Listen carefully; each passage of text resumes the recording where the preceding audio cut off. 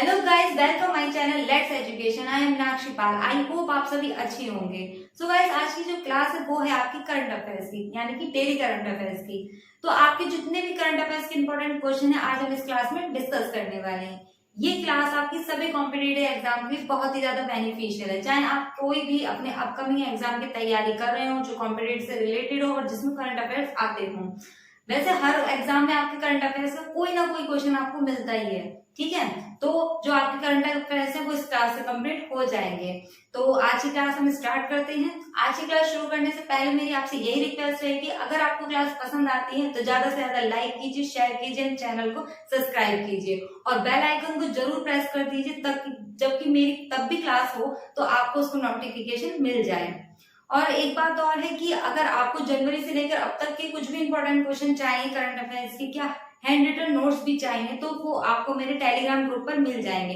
Telegram group का जो link है वो आपको डिस्क्रिप्शन में मिल जाएगा, ठीक है। तो फिर आज की क्लास में स्टार्ट करते हैं। आज की क्लास का जो फर्स्ट क्वेश्चन है वो है कि विश्व हृदय दिवस कब मनाया जाता है। क्या है क्वेश्चन कि विश्व हृदय दिवस कब मनाया जाता है। तो कब मनाया जाता है? 29 सितंबर को मनाया जाता है। ये प्रतिवर्ष यानी कि हर साल 29 सितंबर को ही मनाया जाता है, ठीक है। अब बात कर लेते हैं इसे मनाने का रीजन क्या है, किसे यानी कि जो आपका वर्ल्ड हार्ट डे है उसे क्यों मनाया जाता है। तो जो हृदय रोग होते हैं यानी कि हृदय से संबंधित जितने भी रोग होते हैं उनके बारे में जागरूकता फैलाने के लिए, लोगों को अवेयरनेस करने के लिए इस दिन को मनाया जाता है, ठीक है। अब बात कर लेते हैं कि इस साल की थीम क्या रखी गई थी। तो सन 2022 की जो थीम रखी गई है आपकी विश्व हृदय दिवस की, वो क्या है? वो है use heart your every heart. क्या है? Use heart for every heart, यानी कि जो एक हृदय होता है वो सभी के लिए उपयोग में लाना चाहिए। कहने का मतलब यह है जो एक हृदय है वो दूसरे लोगों को भी इस्तेमाल में आना चाहिए। दूसरे के लोगों को, जो लोग हृदय रोगी होते हैं उन्हें प्यार की सख्त जरूरत होती है, तो उनके जीवन में खुशी लाने के लिए एक हृदय से दूसरे हृदय को जोड़ना चाहिए, ठीक है। तो ये थी इस साल की थीम। थीम बहुत ही ज्यादा इंपॉर्टेंट है। आप किसी भी कॉम्पिटिटिव एग्जाम की तैयारी कर रहे हो तो आपकी थीम पूछी जा सकती है। आप लास्ट ईयर यानी कि जो प्रीवियस ईयर के जो क्वेश्चन हो चुके हैं आप उन्हें उठाकर दे सकते हैं। आपके साथ दिवस के साथ में थीम बहुत ही ज्यादा इंपॉर्टेंट कर दी गई है, तो आप थीम को इग्नोर ना करें, ठीक है। और जो मेरी अभी क्लास हुई थी आपकी 27 तारीख को, शायद मैंने उसमें आपको बताया था कि आपका 28 सितंबर को मनाया गया था विश्व रेबीज दिवस। क्या मनाया गया था? रेबीज दिवस मनाया गया था। उसकी थीम क्या थी? One health zero that. क्या थी? One health zero health. और रेबीज दिवस आपका 28 सितंबर को मनाया गया था और 29 सितंबर को आपको क्या मनाया गया है? वर्ल्ड हार्ट डे मनाया गया है, ठीक है। तो पढ़ते हैं अपने नेक्स्ट क्वेश्चन की ओर। तो नेक्स्ट क्वेश्चन है कि भारत के नए अटॉर्नी जनरल के रूप में किसे नियुक्त किया गया है। क्या है क्वेश्चन कि भारत के नए अटॉर्नी जनरल कौन बने हैं, कि जनरल के रूप में किसे नियुक्त किया गया है। तो किसे नियुक्त किया गया है? आर वेंकटमणि को नियुक्त किया गया है, ठीक है। जो आर वेंकटमणि हैं वो अब भारत के नए अटॉर्नी जनरल के रूप में कार्यरत करेंगे, ठीक है। अब बात कर लेते हैं जो आर वेंकटमणि हैं इससे पहले कौन थे। तो जो आर वेंकटमणि हैं वो के वेणुगोपाल जी के स्थान को लेंगे। जो के वेणुगोपाल जी हैं उनका जो कार्यकाल है वो 30 सितंबर को पूरा हो चुका है, यानी कि जो कल था 30 सितंबर उसको कंप्लीट हो गया है। और अब ये जो बने हैं आर वेंकटमणि उनका स्थान लेंगे। एक बात और मैं बता दूं, जो आर वेंकटमणि बने वो सिर्फ और सिर्फ 3 वर्ष के लिए बने। 3 वर्ष की अवधि के लिए इनको भारत का जनरल यानी कि अटॉर्नी जनरल के रूप में इनको नियुक्त किया गया है, ठीक है। अब बढ़ते हैं अपने नेक्स्ट क्वेश्चन की ओर। तो नेक्स्ट क्वेश्चन, विश्व का सबसे बड़ा सफारी पार्क किस राज्य में स्थापित किया जाएगा। क्या है क्वेश्चन? विश्व का सबसे बड़ा सफारी पार्क किस राज्य में स्थापित किया जाएगा। तो किस में किया जाएगा? हरियाणा में किया जाएगा। हरियाणा का जो गुरुग्राम है वहां पर विश्व का सबसे बड़ा सफारी पार्क को स्थापित किया जाएगा, ठीक है। अब बात कर लेते हैं सफारी पार्क की। तो जो ये सफारी पार्क है ये कम से कम 10,000 एकड़ जमीन में इसको स्थापित किया जा रहा है, ठीक है। इसमें बहुत ज्यादा वन्य जीवों को रखा जाएगा, उद्योग लगाए जाएंगे और वनस्पति को उगाया जाएगा, जिससे क्या होगा, जो दूर देशों से पर्यटक यहाँ पर आएंगे और जिससे उसका निरीक्षण भी कर पाएंगे, ठीक है। इससे क्या होता है, हमारे जो भारत है उसे मेक इन इंडिया के लिए बढ़ावा बन रहा है और उसकी अर्थव्यवस्था को भी बहुत ज्यादा सुधार हो पाएगा। और इसकी जो सवारी है यानी कि जो इसकी सैर की जाएगी वो सफारी के रूप में ही की जाएगी, ठीक है।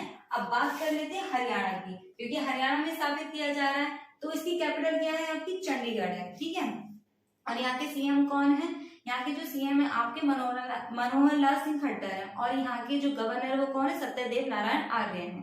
ठीक है, अब बढ़ते हैं अपने नेक्स्ट क्वेश्चन की ओर। नेक्स्ट क्वेश्चन की ओर। तो नेक्स्ट क्वेश्चन है कि प्रधानमंत्री द्वारा वंदे भारत एक्सप्रेस किस शहर में शुरू की गई है। क्या है क्वेश्चन कि जो हमारे देश के प्रधानमंत्री नरेंद्र मोदी जी के द्वारा वंदे भारत एक्सप्रेस किस शहर में शुरू की गई है। तो किस शहर में की गई है, गांधीनगर में की गई है और इसका नाम क्या रख दिया गया है, गांधीनगर मुंबई वंदे भारत एक्सप्रेस इसको नाम मिला है। ठीक है, अब बात कर लेते हैं हमारे वंदे भारत एक्सप्रेस के बारे में। तो जो इसकी रफ्तार है वो 180 किलोमीटर प्रति घंटा के हिसाब से रखी गई है। ठीक है, और जो इसे शुरू कहाँ किया गया है, गांधीनगर में किया गया है। गुजरात की कैपिटल जो गांधीनगर है उसमें इसको शुरू किया गया है और इसको जो हमारे देश के प्रधानमंत्री ने उसको हरी झंडी अब दिखा दी है। जो ये वंदे भारत एक्सप्रेस है ये 30वें नंबर की एक्सप्रेस बनी है। ठीक है, अब बढ़ते हैं अपने नेक्स्ट क्वेश्चन की ओर। तो नेक्स्ट क्वेश्चन है, हाल ही में ग्लोबल इनोवेशन इंडेक्स में भारत किस स्थान पर रहा है। क्या है क्वेश्चन कि जो हाल ही में ग्लोबल इनोवेशन इंडेक्स जारी की गई है उसमें जो भारत है वो किस स्थान पर रहा है। तो किस स्थान पर रहा है, 40वें नंबर पर रहा है। ठीक है,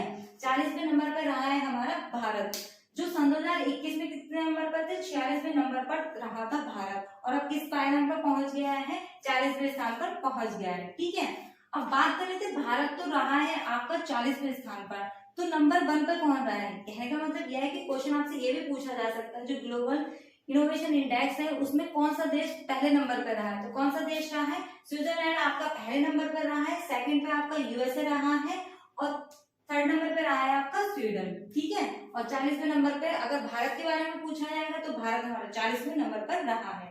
ठीक है, तो मैंने आपको तीनों बता दी क्योंकि क्वेश्चन आपसे किसी भी रूप में पूछा जा सकता है। ठीक है, अब बात कर लेते हैं ग्लोबल इनोवेशन इंडेक्स की कि क्या होती है। जो ग्लोबल इनोवेशन इंडेक्स है वो आपके विभिन्न देशों में जो नवाचार कार्य होते हैं उनको लेकर के एक इंडेक्स जारी की जाती है। कहने का मतलब ये है जो हमारे दुनिया में अलग अलग देश हैं उनमें क्या होता रहता है, इनोवेशन होता रहता है और उसी के हिसाब से क्या है देशों को एक सूचीबद्ध किया जाता है। ठीक है, अब बढ़ते हैं अपने नेक्स्ट क्वेश्चन की ओर। तो नेक्स्ट क्वेश्चन है कि 36वें राष्ट्रीय खेलों का उद्घाटन कहाँ किया गया है। जो 36वें खेल होने वाले हैं उसका उद्घाटन कहाँ किया गया है। तो कहाँ किया गया है, गुजरात में किया गया है। ठीक है, गुजरात का जो अहमदाबाद है वहां पर हमारे देश के हमारे देश के जो पीएम है यानी कि प्रधानमंत्री नरेंद्र मोदी जी हैं उन्होंने इसका उद्घाटन किया है और उन्हीं के नाम पर एक क्या है स्टेडियम है नरेंद्र मोदी जी के नाम पर, उस पर इसको कार्यक्रम को रखा गया था। इसमें कम से कम 37 टीमें शामिल होंगी। ठीक है, अब बात कर लेते हैं गुजरात की। ठीक है, गुजरात की कैपिटल क्या है, तो गुजरात की कैपिटल है आपकी गांधीनगर। ठीक है, यहाँ के जो सीएम है वो कौन है, भूपेंद्र भाई पटेल हैं और यहाँ के जो गवर्नर है वो कौन है, आचार्य देवव्रत है। अब बढ़ते हैं अपने नेक्स्ट क्वेश्चन की ओर। तो नेक्स्ट क्वेश्चन है कि केंद्रीय गृह मंत्रालय ने पीएफआई पर कितने वर्ष का प्रतिबंध लगाया है। कहने का मतलब यह है जो केंद्रीय गृह मंत्रालय है उसने पीएफआई पर कितने वर्ष के लिए बैन लगा दिया है। ठीक है, तो कितने साल के लिए लगा दिया है, 5 साल के लिए लगा दिया है। किस पे लगा दिया है, पीएफआई यानी कि पॉपुलर फ्रंट ऑफ इंडिया पर जो केंद्रीय गृह मंत्रालय है उसने 5 साल के लिए अंकुश लगा दिया। अब बात कर लेते हैं यानी कि इस पे प्रतिबंध लगाने का क्या रीजन है। जो पॉपुलर फ्रंट ऑफ इंडिया है इसके जो है संदिग्ध मामलों पर अंकुश लगाने के लिए, यानी कि इसमें इन्होंने ऐसे कोई संदिग्ध मामले खड़े कर दिए हैं जिसकी वजह से इसको बैन किया जा रहा है। ठीक है, और इसके साथ साथ ही इनके जो सहयोगी संगठन है उसको भी बैन कर दिया है। कितने साल के लिए कर दिया है, 5 साल के लिए बैन कर दिया है। ठीक है, अब बात कर ले जो पीएफआई है पॉपुलर फ्रंट ऑफ इंडिया, इसकी स्थापना कब हुई थी, तो इसकी स्थापना हुई थी सन 2006 में और इसका हेडक्वार्टर कहाँ पर है, नई दिल्ली में। ठीक है, अब बात कर लेते हैं केंद्रीय गृह मंत्रालय की। तो जो हमारे देश के केंद्रीय गृह मंत्री वो कौन है, अमित शाह जी। कौन है, अमित शाह जी। ठीक है, अब बढ़ते हैं अपने नेक्स्ट क्वेश्चन की ओर। तो नेक्स्ट क्वेश्चन है कि किस बैंक ने एशिया प्रशांत क्षेत्र के लिए 14 बिलियन डॉलर की वित्तीय सहायता की घोषणा की है। कहने का मतलब यह है वो कौन सी बैंक है जिसने एशिया प्रशांत क्षेत्रों को वित्तीय सहायता देने के लिए 14 बिलियन डॉलर की वित्तीय सहायता की घोषणा की है। तो किस बैंक ने की है, एडीबी बैंक ने की है। कहने का मतलब है कि एशियन डेवलपमेंट बैंक ने 14 बिलियन डॉलर की सहायता वित्तीय सहायता प्रदान की एशिया प्रशांत क्षेत्रों को, और किसने की, खाद्य सुरक्षा के लिए। खाद्य सुरक्षा प्रदान करने के लिए एशिया बैंक ने यानी कि एशिया डेवलपमेंट बैंक ने सहायता की है।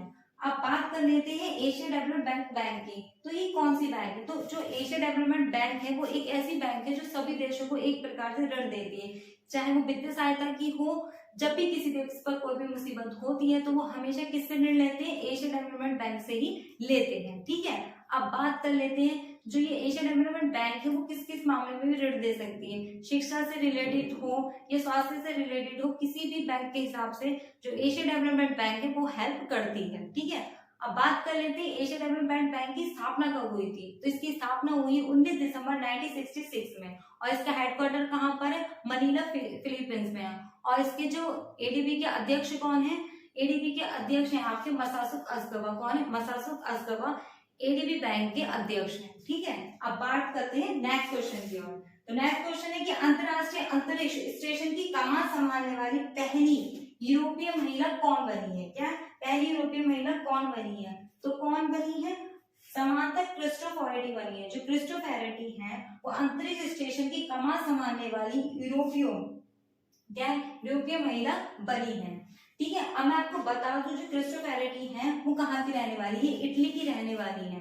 सन 2014 से लेकर सन 2015 में सबसे ज्यादा लंबे समय पे बिताने वाली, यानी कि 199 दिन अंतरिक्ष में बिताने वाली पहली महिला भी कौन बनी है? क्रिस्टोफरेटी ही बनी है। ठीक है, अब बढ़ते हैं अपने नेक्स्ट क्वेश्चन की ओर। तो नेक्स्ट क्वेश्चन है भारतीय पुरातत्व सर्वेक्षण ने हाल ही में किस राज्य में बौद्ध गुफाओं और मंदिरों के अवशेष मिले हैं? कहने का मतलब ये है, अभी भारतीय पुरातत्व सर्वेक्षण ने हाल ही में खोज की है कि किस राज्य में बौद्ध गुफाओं और मंदिरों के अवशेष प्राप्त हुए। तो कहाँ पर प्राप्त हुए हैं? मध्य प्रदेश में प्राप्त हुए हैं। मध्य प्रदेश के जो बांधवगढ़ है वहां पर बौद्ध गुफाओं, मंदिरों के और इनके शिलालेख पाए गए हैं। ठीक है, जिसमें चित्रकारी भी दिखाई गई है। ठीक है, अब बात कर लेते हैं कहाँ पर पाए गए हैं? मध्य प्रदेश में पाए गए। तो मध्य प्रदेश की कैपिटल क्या है आपकी? भोपाल है। यहाँ के सीएम कौन है? शिवराज सिंह चौहान है।